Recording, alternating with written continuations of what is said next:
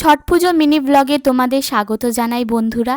এই ব্লগটিতে আমি ছট পুজোয় সম্পর্কে বহু গল্প বলবো। সেই গল্পগুলো, নিয়মগুলো তোমরা শোনার জন্য পুরো ভিডিওটাকে নিশ্চয়ই দেখো। তো সকালবেলা ঘুম থেকে উঠে স্নান করে নিয়েছিলাম, মা পুজো দিয়ে নিয়েছিল। তারপরে আমি আমার মা গিয়েছিলাম ছাদে।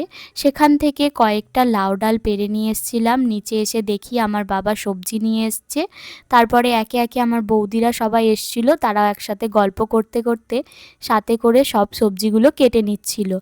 এই দিন আমাদের বাড়িতে সব আত্মীয়রা আসে, সবাই একসাথে মিলে খুবই আনন্দ করি আমরা। ছট পুজোর প্রথম দিনটিকে বলা হয় নাহাই খাই বা লাউ ভাত। এই দিন লাউ দিয়ে বিভিন্ন রকমের সবজি হয়, লাউ শাক দিয়ে বহু রকমের সবজি হয়। তো এই দিনের প্রথম নিয়ম হলো যে সকালবেলা পরিবারের সব সদস্যকে স্নান করে তারপরে খাবার খেতে হয়। যিনি উপোস থাকেন তিনি সকালবেলা স্নান করে সেই লাউয়ের বিভিন্ন সবজি, লাউ সব কিছু ভগবানকে চাপিয়ে তারপরে খাবারগুলো গ্রহণ করে।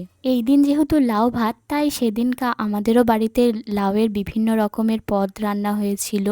এই ভিডিওতে সমস্ত কিছু বলা গেল না, সব নিয়মগুলো আমি বলতে পারলাম না, তাই এই ভিডিওর আরেকটি পার্ট আসবে, সেই পার্টটা তোমরা নিশ্চয়ই দেখো। ভিডিওটা যদি ভালো লেগে থাকে তাহলে অবশ্যই লাইক, শেয়ার এবং সাবস্ক্রাইব করে পাশে থেকো এবং নেক্সট পার্টটি অবশ্যই দেখো।